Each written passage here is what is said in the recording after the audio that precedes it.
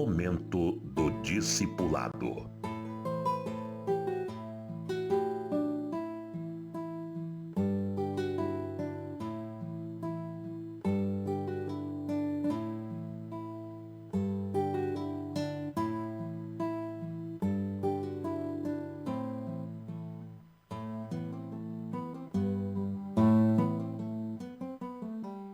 Eu quero falar sobre os diversos tipos de relacionamentos para focalizar o que vem a ser o discipulado. Relacionamentos de amizade, de família, relacionamentos de fraternidade, relacionamentos de hierarquia, ou que envolvam hierarquia, por exemplo, ambiente de trabalho, e o relacionamento do discipulado, para ficar bem caracterizado. Nós todos, seres humanos, somos sociáveis, fomos criados para ser assim.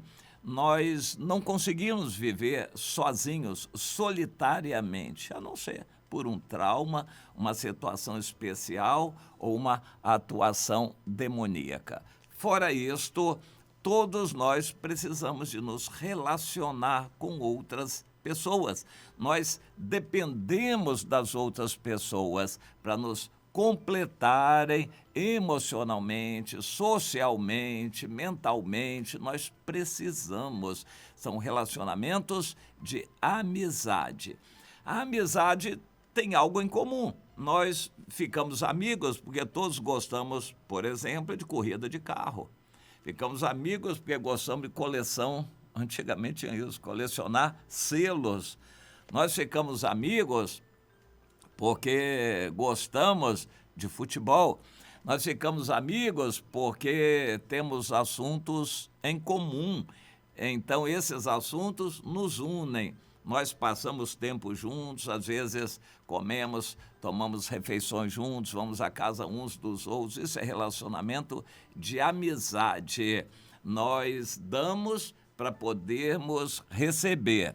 Isto é algo muito comum no mundo e Jesus disse que não precisa ser cristão para ter amigos. As pessoas do mundo, quaisquer pessoas naturais, precisam de amigos e são capazes de ser amigos daqueles que lhes são amigos também.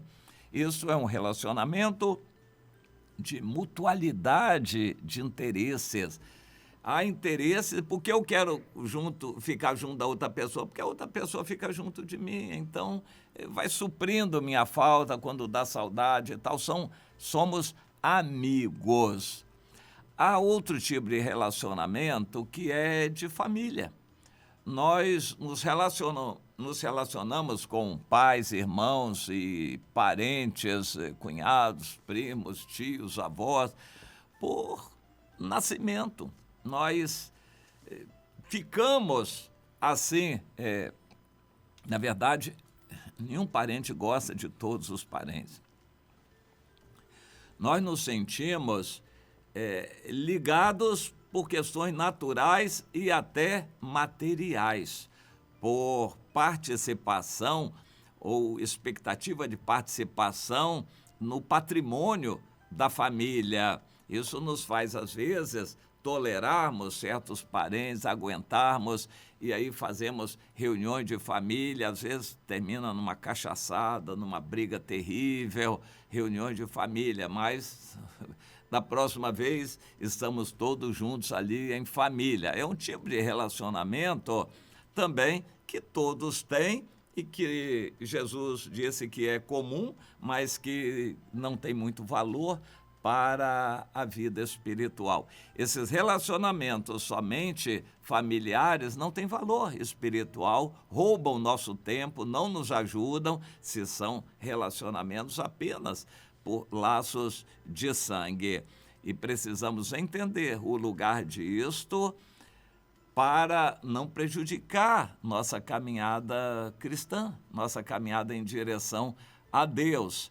Não devemos ignorar os familiares e parentes, mas também não devemos idolatrar, não devemos perder tempo e não devemos comprar amizade, porque se se comprarmos inimizade com os familiares, isso pode ser ruim. Eu costumo dizer que parente é uma raça que a gente vai ter que aguentar a vida inteira. Então, trate bem, mas ande o mais possível longe dos parentes para você não se amarrar, não se aborrecer, não se deteriorar com tudo o que acontece em família. E todo mundo sabe do que eu estou falando. Existe um relacionamento muito importante de fraternidade. Existem motivos que nos colocam como irmãos à fraternidade, mas há um que é fundamental, é pertencermos à família de Deus. Nós temos uma obrigação de amor aos irmãos, que é o mandamento do Senhor. Amai-vos uns aos outros. Nós temos um mandamento e somos obrigados a amar nossos irmãos com quem temos comunhão, não necessariamente os de fora. Nós vamos amar o próximo como a nós mesmos, desde que ele esteja próximo. E os mais próximos são os irmãos que congregam conosco. Nós não temos obrigação, como cristãos, de amarmos todos na rua, todos por aí afora, na vida. Nós temos um mandamento de Jesus de amarmos os irmãos que congregam conosco. Portanto, é importante congregar. Hebreus 10, 25 nos diz que não devemos deixar de congregar. Não podemos deixar de congregar. É necessário congregar para a gente poder saber quem são os que estão conosco. A gente não congrega com 1000 pessoas. Nós temos que fazer parte de um grupo menor para podermos conhecer as pessoas com quem congregamos. Nós temos obrigação de fraternidade. Amor cristão é obrigação de conhecer, amar e fazer o que estiver ao nosso alcance para ajudar essas pessoas com quem temos comunhão. E vamos ser cobrados por isso. E quem não tiver amor para com seus irmãos de comunhão, não vai ter salvação. A Bíblia é clara nisso. O apóstolo João, 60 anos depois de Cristo, depois da morte de Jesus, escreveu essa primeira carta de João e ele deixa isso bem claro. Você tem que saber quem são as pessoas com quem você congrega, porque você tem obrigação de amar essas pessoas, obrigação de fraternidade, e vai ser cobrado por isso. E se você não amar, não vai ter salvação eterna com Jesus, nem pensar, se não obedecer a Jesus, amando seus irmãos. Não só os bonzinhos, os que amam você, porque aí o mundo também faz isto e não é a ordem do Senhor. Amar os que amam você, é amar a todos os irmãos. Relacionamentos de fraternidade. Mas isso não quer dizer que você vai ter que se submeter aos seus irmãos serem submetidos a você. Não existe esse relacionamento de hierarquia, que é o que existe no trabalho.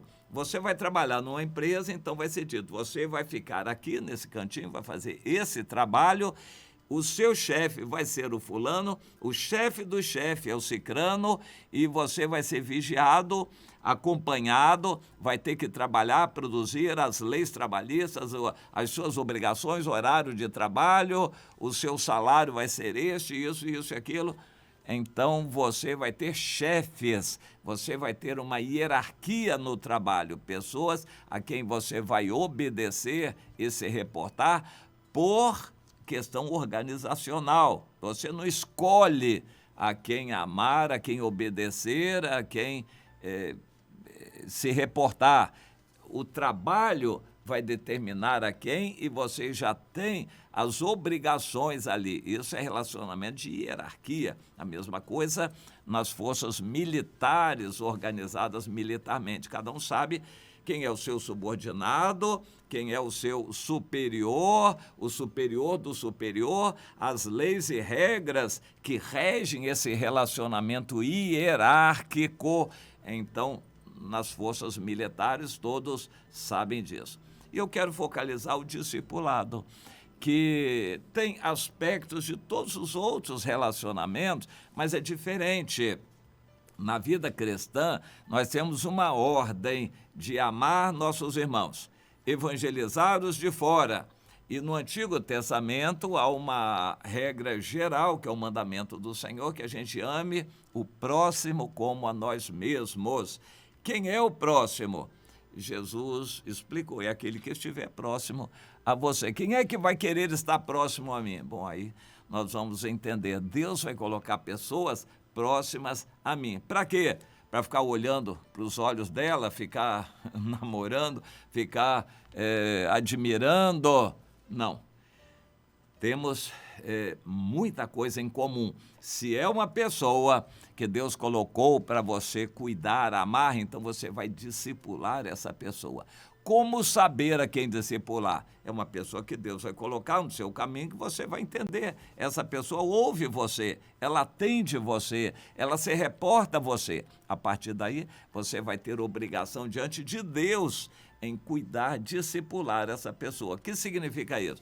Educar no caminho do Senhor. Você vai ter que mostrar a verdade, falar da palavra de Deus, dos critérios da vida cristã, dos princípios que regem a vida cristã, daquilo que é mandamento de Deus, vai ensinar e vai acompanhar e cobrar. Aqui há uma grande diferença com a fraternidade. Fraternidade são os irmãos da igreja. A gente tem obrigação de amor, mas não de discipular. Nós amamos os irmãos e pronto, são irmãos laterais, mas o discípulo você cuida, ensina, corrige, exorta, isso é obrigação que a Bíblia nos dá para com o discípulo. Mas você só vai conseguir fazer isso se você também tiver um líder que faça isso com você. Deus vai colocar alguém a quem você se submeter, você vai reconhecer a autoridade espiritual nessa pessoa, vai se reportar a ela, dar o relatório da sua vida, confessar seus pecados, vai pedir orientação, vai pedir a bênção de Deus a essa pessoa e você vai ser feliz em ser um discípulo dessa pessoa. Aqui na terra é assim que se é discípulo de Jesus, sendo discípulo de alguém que o Senhor coloca como autoridade. Em Efésios, no capítulo 4, diz que Jesus subiu às alturas e deu pessoas como autoridade na igreja. Deus dá a você uma pessoa, um pastor pessoal, uma irmã que é sua mãe espiritual, para você se reportar a essa pessoa, atender a ela, obedecer, dar relatório, você procurar essa pessoa frequentemente para buscar orientação e você vai crescer espiritualmente. A mesma coisa você vai fazer com alguém que Deus colocar no seu caminho. Você vai perguntar, você conhece o Senhor? Se ela não conhece, você vai falar de Jesus, as 4 leis espirituais para a salvação, vai orar com ela. Ela já é do Senhor, então você está se reportando a quem? Tem um líder, tem uma líder, você quer crescer espiritualmente, eu quero te ajudar. Bem, se essa pessoa quiser, você vai se sentir obrigada a cuidar dessa pessoa. E assim você vai mostrar as coisas básicas da vida cristã. Você está lendo a Bíblia, está orando a Deus, você está dizimando, contribuindo, você está obedecendo, confessando seus pecados, você está dando culto a Deus, que é mandamento, você está tendo compromisso de comunhão com a igreja, você vai ajudar essa pessoa ensinando essas coisas. Você tem que ler a Bíblia para saber, mas todo cristão, em princípio, sabe disso. Você vai ensinar essa pessoa. E naquilo em que ela não estiver atendendo, então você vai exortar, corrigir, orar com ela, ensinar e depois vai fiscalizar se ela está realmente querendo caminhar, crescer espiritualmente, obedecer. Bom, você vai ensinar mais coisas para ela crescer mais ainda, falando do batismo com o Espírito Santo, de ministérios, para ela exercer isto, é o trabalho que ela vai fazer para Deus, pelo que ela vai ter galardão. Então você vai ensinar essa pessoa, isso é discipular. Você consegue entender essas coisas?